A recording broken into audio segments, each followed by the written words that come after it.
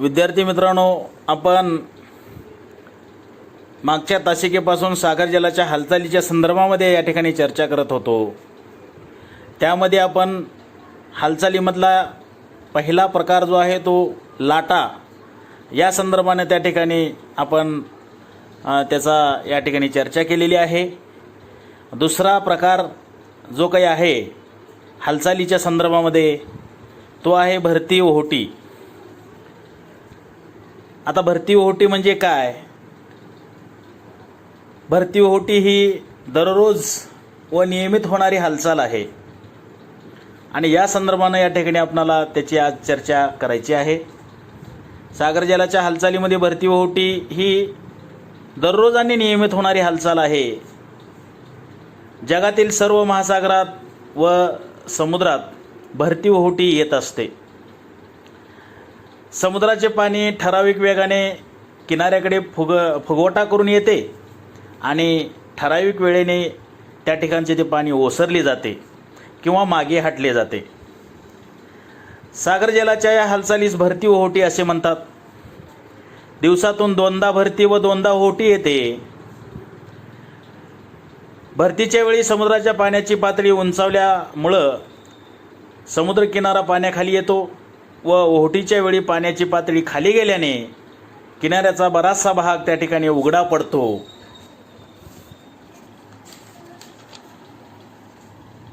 Reel या तज्ज्ञाच्या मते भरती ओहोटीचा संबंध सूर्य आणि चंद्र यांच्या आकर्षण शक्तीशी असून त्यामध्ये ही चंद्र पृथ्वीच्या जवळ असल्यामुळं त्याच्या आकर्षण शक्तीचा प्रभाव सागराच्या भरती आणि ओहोटीवर अधिक आढळतो असं रील यांना सांगायचं आहे। आता भरती ओहोटीचा या ठिकाणी अभ्यास करत असताना आपणाला भरती ओहोटीच्या अवस्था पाहणं गरजेचं आहे। या अवस्थाचा अभ्यास करत असताना त्याच्यामध्ये 7 अवस्था त्या ठिकाणी आहेत। एक एक अवस्था या ठिकाणी आपण पाहूयात। ती पहिली अवस्था आहे भरती ओहोटीच्या अवस्था आपण पाहत आहोत। त्याच्यामध्ये पहिली अवस्था आहे भरती। मी मगाशी म्हटल्याप्रमाणे विशिष्ट वेळेला समुद्राचे पाणी हळूहळू किनाऱ्याकडे वाढत जाऊन कमाल पातळी गाठते। या सागर जलाच्या वाढत जाणाऱ्या पातळीला भरती असे म्हणतात। पुन्हा एकदा मी या ठिकाणी सांगेन, विशिष्ट वेळेला समुद्राचे पाणी हळूहळू किनाऱ्याकडे वाढत जाऊन कमाल पातळी गाठते। या सागर जलाच्या वाढत जाणाऱ्या पातळीला भरती असे म्हणतात। दुसरी अवस्था आहे ओहोटी। भरतीचे पाणी हळूहळू समुद्राकडे ओसरत जाऊन किमान पातळी येते। या क्रियेस ओहोटी असे म्हणतात। बघा, ओहोटी म्हणजे काय? भरतीचे पाणी हळूहळू समुद्राकडे ओसरत जाऊन किमान पातळीत येते। या क्रियेस ओहोटी म्हणतात। तिसरी अवस्था आहे समा। भरतीच्या वेळी चढत जाणाऱ्या समुद्र पाण्याने गाठलेल्या अतिउच्च पातळीस समा असे म्हणतात। समा म्हणजे काय? भरतीच्या वेळी चढत जाणाऱ्या समुद्र पाण्याने गाठलेल्या अतिउच्च पातळीस समा असे म्हणतात। पुढची अवस्था आहे निखार। या अवस्थेमध्ये ओहोटीच्या वेळी उतरत जाणाऱ्या पाण्याने गाठलेल्या किमान पातळीस निखार असे म्हणतात। निखार म्हणजे काय? ओहोटीच्या वेळी उतरत जाणाऱ्या पाण्याने गाठलेल्या किमान पातळीस निखार असे म्हणतात। समाची अवस्था गाठल्यानंतर पाण्याची पातळी निखाराच्या अवस्थेपर्यंत किंवा वेळेपर्यंत हळूहळू कमी होते। उच्च पातळीवरून समा, उच्च पातळीवर म्हणजे काय? समा, किमान पातळीपर्यंत त्याला निखार, उतरत जाणाऱ्या समुद्राच्या हालचालीस ओहोटी असं या ठिकाणी म्हटलं जातं। 5 नंबरची अवस्था आहे भरतीचा पूर। निखार अवस्थेनंतर पाणी हळूहळू वाढत जाऊन किमान पातळीपासून उच्च पातळीपर्यंत जाणाऱ्या समुद्राच्या पाण्याच्या हालचालीस भरतीचा पूर असं म्हटलं जातं। त्याच्यानंतरची 6वी अवस्था आहे भरतीची कक्षा। भरती आणि ओहोटी यांच्यातील उंचीतील फरकास भरतीची कक्षा असे म्हणतात. भरतीची कक्षा सामान्यपणे 1 ते 3 मीटरच्या दरम्यान असते. उदानाची भरती ओहोटी आणि भांगाची भरती ओहोटी या ठिकाणी ज्यावेळेस घडून येते त्यावेळेस या भरती ओहोटीमध्ये जी काही कक्षा जी आहे ती कक्षा 20 मीटरपर्यंत त्या ठिकाणी आढळते. 7 नंबरची अवस्था या ठिकाणी आपल्याला असं सांगता येईल की आंतर भरती विभाग ही 7 नंबरची अवस्था आहे. बघा या ठिकाणी भरतीच्या वेळेस समुद्र किनाऱ्याचा भाग पाण्याखाली बुडतो व ओहोटीच्या वेळेस उघडा पडतो. समुद्र किनाऱ्याच्या अशा भागास आंतरभरती विभाग असे म्हणतात. समुद्र किनारा जर मंद उताराचा असेल तर आंतरभरती विभाग विस्तृत असतो आणि समुद्र किनारा जर तीव्र उताराचा असेल तर आंतरभरती विभाग हा अरुंद असतो. आता या ठिकाणी आपण भरती ओहोटीच्या अवस्था पाहिल्या. या अवस्थामध्ये पहिला आपण पाहिलं भरती, दुसरं पाहिलं ओहोटी, तिसरं आहे समा, चौथा आहे निखार, 5वं भरतीचा पूर, 6वी अवस्था आहे भरतीची कक्षा आणि 7वी आहे आंतरभरती विभाग. अशा पद्धतीनं आपण भरती ओहोटीच्या अवस्था पाहिलेल्या आहेत. त्याच्यानंतरचा भाग येतो भरती ओहोटीच्या निर्मितीची कारणं. जसं आपण लाटेच्या निर्मितीची कारणं पाहिली तसं भरती ओहोटीच्या निर्मितीची कारणं देखील या ठिकाणी असतात. त्या कारणाच्या संदर्भाने सुद्धा आपण या ठिकाणी चर्चा करणार आहोत. भरती ओहोटीच्या निर्मितीची आणि चंद्राचे आकर्षण शक्ती यांचा कुठंतरी जवळचा संबंध असलेला आपल्याला पाहावयास मिळेल. पृथ्वीची केंद्रोसारी शक्ती, सूर्याची आकर्षण शक्ती, चंद्राची परिभ्रमण कक्षा या गोष्टी खऱ्या अर्थानं भरती ओहोटी निर्माण होण्यासाठी कारणीभूत ठरतात. त्याच्यामधला पहिला भरती ओहोटी निर्मितीचा संतुलन सिद्धांत या ठिकाणी आपल्याला पाहणं गरजेचं आहे. भरती ओहोटीच्या कारणाचा अभ्यास करत असताना भरती ओहोटीच्या निर्मितीचा संतुलन सिद्धांत या ठिकाणी पाहणं गरजेचं आहे. त्या माध्यमातून आपल्याला भरती ओहोटीची निर्मिती कशी होते या संदर्भामध्ये कल्पना येऊ शकते. भरती ओहोटीच्या निर्मितीचे कारण न्यूटनच्या संतुलन सिद्धांतावरून स्पष्ट करता येते. न्यूटनच्या नियमानुसार पृथ्वीच्या पाण्यावर परिणाम करणाऱ्या पृथ्वीची केंद्रत्यागी शक्ती व चंद्राची गुरुत्वाकर्षण शक्ती या 2 शक्तीच्या परिणामी शक्तीमुळे भरती ओहोटी घडून येते. चंद्राची गुरुत्वाकर्षण शक्ती आणि पृथ्वीची केंद्रत्यागी शक्ती या 2 शक्तीच्या परिणामी शक्तीमुळं भरती ओहोटी घडून येते. न्यूटनच्या नियमानुसार गुरुत्वाकर्षण शक्ती ही 2 पदार्थामध्ये वस्तुमानाच्या समप्रमाणात व त्या 2 पदार्थांमधील केंद्रामधील अंतराच्या वर्गाच्या व्यस्त प्रमाणात असते. या नियमानुसार भरती ओहोटीच्या बाबतीमध्ये सूर्यापेक्षा चंद्र जास्त त्या ठिकाणी प्रभावी ठरतो. कारण चंद्र सूर्यापेक्षा लहान व कमी वस्तुमानाचा जरी असला तरी तो सूर्याच्या मानानं फार पृथ्वीच्या जवळ आहे. पृथ्वीपासून चंद्राचे अंतर 3,82,144 किलोमीटर त्या ठिकाणी सांगण्यात येतं. तर पृथ्वीपासून सूर्याचे अंतर 14,96,00,000 किलोमीटर असल्याचं त्या ठिकाणी आपल्याला सांगण्यात येतं. चंद्र सूर्यापेक्षा सुमारे 400 पटीनं जवळ आहे. गुरुत्वाकर्षण शक्तीच्या किंवा गुरुत्वाकर्षणाच्या नियमानुसार चंद्राचे आकर्षण सूर्यापेक्षा 2.5 पट 2.5 पटीने जास्त असल्यानं भरती ओहोटीच्या बाबतीमध्ये चंद्र सूर्यापेक्षा प्रभावी ठरतो. न्यूटनच्या वरील नियमानुसार चंद्राचे आकर्षण प्रभावी असले तरी चंद्र ज्या बाजूस असतो त्या बाजूस भरती येते. तसेच प्रतिपादावरही म्हणजे त्याच्या विरुद्ध बाजूसही भरती येते. कारण पृथ्वीवरील सागर जलावर दोन शक्ती कार्य करतात. पहिली चंद्राची गुरुत्वाकर्षण शक्ती आणि दुसरी पृथ्वीची केंद्रत्यागी शक्ती. ही शक्ती पृथ्वी भागावर सर्वत्र समान आढळते. पृथ्वीच्या परिवलनामुळं पृथ्वीचा प्रत्येक भाग 24 तासात एकदा चंद्रासमोर येतो व चंद्रासमोर येणाऱ्या प्रत्येक भागावर चंद्राच्या आकर्षणामुळं त्या ठिकाणी भरती येते. त्याचवेळी भरतीच्या ठिकाणच्या विरुद्ध बाजूलाही भरती येते. म्हणजेच एकाच वेळी दोन विरुद्ध बाजूनं त्या ठिकाणी भरती आलेली आपणाला पाहावयास मिळते.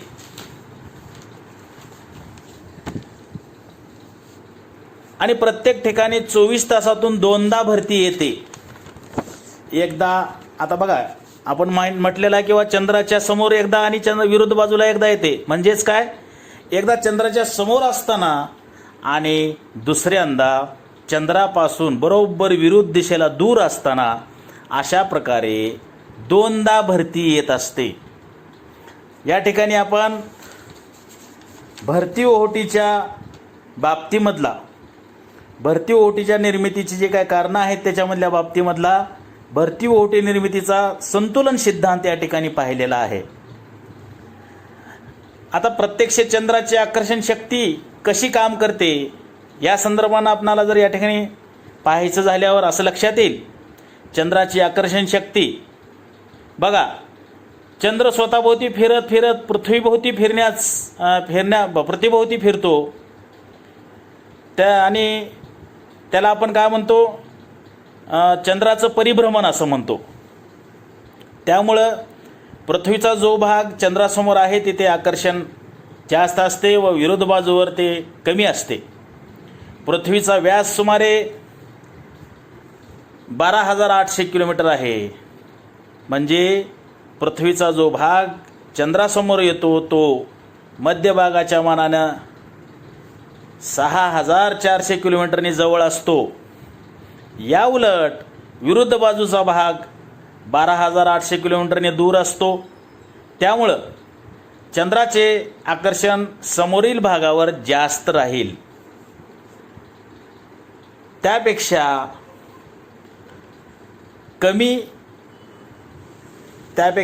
कमी मध्यभागावर तर आणखीन कमी विरुद्ध भागावर त्या ठिकाणी असलेलं आपणाला दिसून येईल.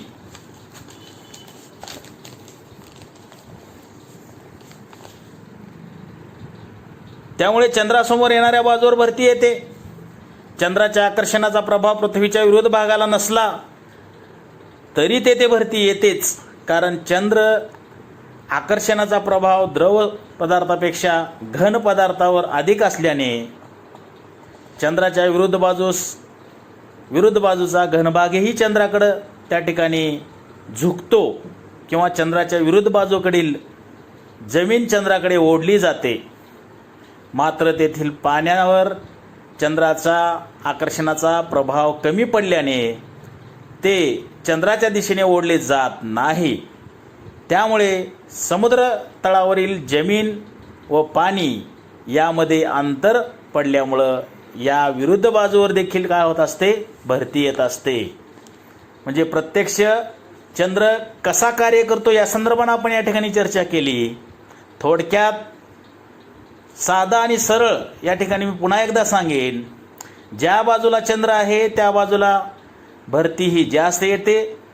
त्या ठिकाणची गुरुत्वाकर्षण शक्तीचं काम करण्याचं काम चंद्र त्या ठिकाणी जास्त करतो आणि त्या ठिकाणी भरती जास्त येते. मात्र विरुद्ध बाजूला सुद्धा भरती येते, परंतु त्या प्रमाणात ती भरती कमी असते. आणि म्हणून या ठिकाणी चंद्र हा त्या ठिकाणी कार्य करत असताना भरती येत असताना त्याच्यामध्ये आपण जे काही अंतर सांगितलं, या अंतराच्या फरकामुळं आणि त्या घन आणि द्रवाच्या बाबतीमध्ये असलेल्या त्या विभिन्न घटनामुळं त्या ठिकाणी चंद्राची म्हणजे चंद्राच्या समोरील बाजूस भरती येते आणि विरुद्ध बाजूसही भरती येते. मात्र भरतीमध्ये काय असतो, त्या ठिकाणच्या फरक असलेला आपल्याला दिसून येतो. पुढचा भाग आहे केंद्रोत्सारी किंवा केंद्रगामी शक्ती. पृथ्वीच्या परिवलनामुळं स्वतःभोवती फिरण्याला आपण परिवलन असं म्हणतो. पृथ्वीच्या परिवलनामुळं पृष्ठभागावर किंवा सर्व ठिकाणी केंद्रोत्सारी प्रेरणा कार्य करीत असते.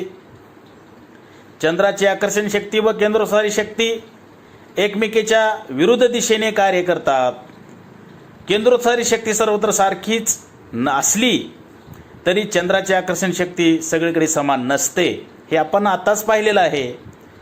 पृथ्वीची जी बाजू चंद्राच्या समोर असते तेथे केंद्रोत्सारी प्रेरणेपेक्षा चंद्राची आकर्षण शक्ती जास्त असते, अधिक कार्य करते. उलट चंद्राच्या विरुद्ध दिशेला जी बाजू असते तिथे केंद्रोत्सारी प्रेरणा अधिक कार्य करते. म्हणजे विरुद्ध दिशेला केंद्रोत्सारी शक्ती अधिक कार्य करते आणि चंद्रासमोर जी तिथे काही जी बाजू आहे तिथं मात्र चंद्राची आकर्षण शक्ती अधिक कार्य करते. चंद्राची गुरुत्वाकर्षण शक्ती व पृथ्वीची केंद्रत्यागी शक्ती यांचा प्रभाव पृथ्वीच्या वेगवेगळ्या भागात त्या ठिकाणी कसा येतो हे आपणाला त्या ठिकाणी एक आकृती आहे, त्या आकृतीवरून या ठिकाणी लक्षात येईल. विद्यार्थी मित्रांनो, ही आकृतीसुद्धा मी त्या ठिकाणी आपल्या स्क्रीनवर दाखवणार आहे. त्या आकृतीच्या माध्यमातून सुद्धा आपण पाहू शकता. आकृतीचं वर्णन करत असताना तिथं आकृतीच्या बघा समोर तुम्हाला त्या स्क्रीनवर दिलेली आहे. पृथ्वीवरील हे ठिकाण चंद्रापासून कमी अंतरावर आहे. त्यामुळं या ठिकाणी पृथ्वीच्या केंद्रत्यागी शक्तीपेक्षा चंद्राची गुरुत्वाकर्षण शक्ती अधिक प्रभावी त्या ठिकाणी आढळते. त्यामुळे त्या भागातील पाण्याची पातळी वाढते व तेथे भरती येते. हे ठिकाण चे प्रतिपादी म्हणजे विरुद्ध ठिकाण असून चे चंद्रापासूनचे अंतर सर्वात जास्त आहे. त्यामुळं या ठिकाणची चंद्राची गुरुत्वाकर्षण शक्ती कमी त्या ठिकाणी असते. परिणामी पृथ्वीची केंद्रत्यागी शक्ती चंद्राच्या गुरुत्वाकर्षण शक्तीपेक्षा त्या ठिकाणी कोण्या ठिकाणी च्या ठिकाणी प्रभावी ठरते व त्यामुळे या ठिकाणी पाणी एकवटून त्या ठिकाणी भरती निर्माण होते. अशा रीतीने व चंद्रासमोरील स्थळ अशा रीतीने बघा चंद्रासमोरील स्थळ त्या ठिकाणी प्रतिपादी विरुद्ध स्थळ या दोन्ही ठिकाणी एकाच वेळी भरती येते. आणि या दोन्ही ठिकाणी आणि या दोन्ही ठिकाणी भरती एकाच वेळी येते. महासागराचे पाणी सलग असल्याने ज्यावेळी दोन्ही ठिकाणी भरती येते त्यावेळी त्या दोन्ही ठिकाणापासून काटकोनांतर असलेल्या ठिकाणी समुद्राचे पाणी भरतीच्या स्थानाकडे ओढले गेल्यामुळं त्या ठिकाणी ओहोटी येते. आकृतीत आणि ई या एकमेकांच्या प्रतिपादी बिंदूवर ओहोटी निर्माण होते.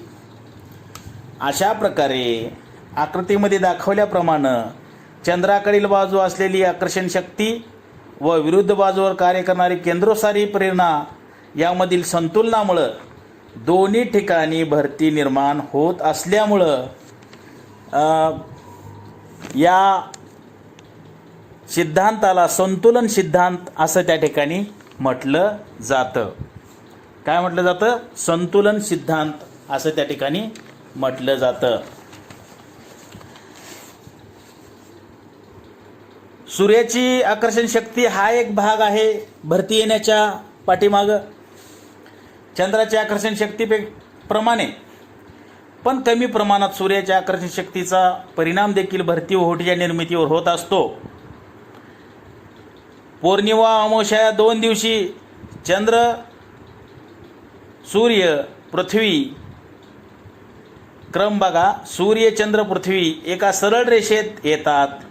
त्यावेळी सूर्याची आकर्षण शक्ती चंद्राच्या आकर्षण शक्तीला पूरक ठरते. यामुळे सागराच्या पाण्याला सर्वात मोठी भरती येते व ओहोटी येते. सर्वात मोठी भरती व ओहोटी येते, कारण दोन आकर्षण शक्ती त्या ठिकाणी निर्माण झाल्यामुळं सर्वात मोठी काय होत असते, भरती आणि ओहोटी येते. चंद्राची भ्रमण कक्षा या पुढच्या याच्यामध्ये मुद्द्यामध्ये पाहत असताना आपल्याला असं लक्षात येईल, भरती ओहोटीवर चंद्र व सूर्याची गुरुत्वाकर्षण शक्ती बरोबर चंद्राच्या भ्रमण कक्षेचाही त्या ठिकाणी परिणाम होत असतो. चंद्राची पृथ्वीभोवती फिरण्याची कक्षा अगदी वर्तुळाकार नसून ती लंबवर्तुळाकार आहे. त्यामुळे चंद्राच्या परिभ्रमण काळात तो आपल्या कक्षेवर अशा एका ठिकाणी येतो जिथे तो पृथ्वीपासून जास्तीत जास्त जवळ असतो. ही चंद्राची उपभूस्थिती होय. या उलट एक दिवस चंद्र आपल्या भ्रमण कक्षेत फिरताना सूर्यापासून जास्तीत जास्त अंतरावर पृथ्वीपासून जास्तीत जास्त अंतरावर दूर गेलेला असतो. या स्थितीला चंद्राची अपभूस्थिती असे म्हणतात. चंद्राच्या या दोन्ही स्थितीचा भरती ओहोटीवर परिणाम होत असतो. यापैकी उपभूस्थितीत चंद्र असताना त्याचे आकर्षण जास्त प्रबळ ठरते व त्यामुळे त्या ठिकाणी येणारी भरती इतर दिवसाच्या मानानं 20% अधिक मोठी असते, कारण तो काय आहे, पृथ्वीच्या जवळ आहे. यावेळेत अपभूस्थितीत चंद्र असताना त्याच्या आकर्षण शक्तीचा जोर थोडासा त्या ठिकाणी कमी असल्यामुळं या दिवशी भरती नेहमीच्या भरतीच्या तुलनेत 20% लहान असते, कारण तो काय आहे, पृथ्वीपासून दूर अंतरावर आहे. अशा पद्धतीनं आपण या ठिकाणी भरती ओहोटीच्या संदर्भामध्ये जो काही सिद्धांत आहे या सिद्धांताच्या संदर्भानं या ठिकाणी चर्चा केलेली आहे. कोणता सिद्धांत होता? भरती ओहोटी निर्मितीचा संतुलन सिद्धांत. आणि या संतुलन सिद्धांताचा या ठिकाणी आपण वेगनरच्या न्यूटनच्या संतुलन सिद्धांताचा या ठिकाणी उल्लेख केला. त्याचबरोबर चंद्राची आकर्षण शक्ती या संदर्भाने आपण त्या ठिकाणी पाहिलं. त्याचबरोबर केंद्रोत्सारी किंवा केंद्रगामी शक्ती याचाही कुठंतरी भरती ओहोटीच्या ह्याच्यावर परिणाम होत असतो. त्याचबरोबर सूर्याची आकर्षण शक्ती, चंद्राची भ्रमण कक्षा, ह्या 2-4 मुद्द्याच्या माध्यमातून आपल्याला असं लक्षात येईल की भरती ओहोटीचा, चंद्राच्या आकर्षण शक्तीचा, सूर्याच्या आकर्षण शक्तीचा, जी काही चंद्राची भ्रमण कक्षा आहे त्याचा भरती ओहोटीच्या येण्यावर काय होत असतो, तर परिणाम होत असतो. अशा पद्धतीने या ठिकाणी आपण या संदर्भामध्ये चर्चा केलेली आहे. भरती ओहोटीचे प्रकार या ठिकाणी आपण पाहणार आहोत, पण आजच्या तासिकेमध्ये आपण या ठिकाणी थांबूयात. नंतरच्या तासिकेला भरती ओहोटीचे प्रकार आपणाला पाहता येतील. धन्यवाद.